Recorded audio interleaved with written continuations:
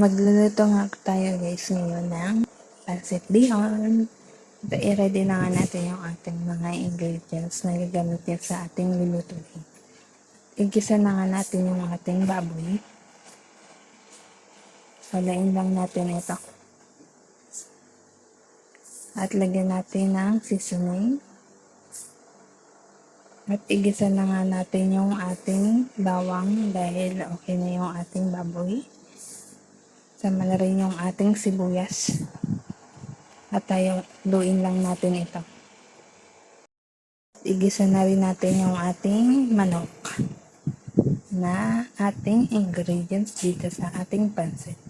At lagyan nga natin ito ng paminta.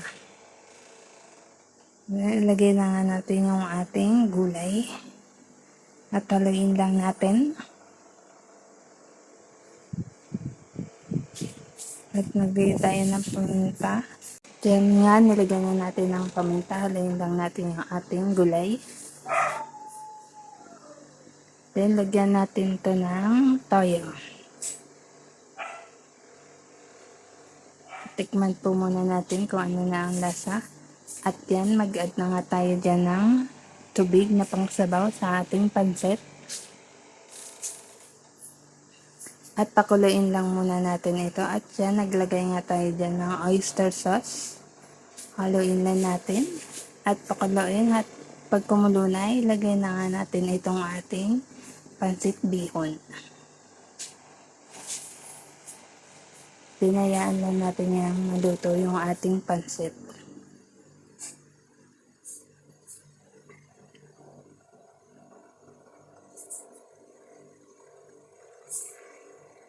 So, isang kilot kalahati nga yung ating pancit na niluto. Pangmalakas ang kain ito guys.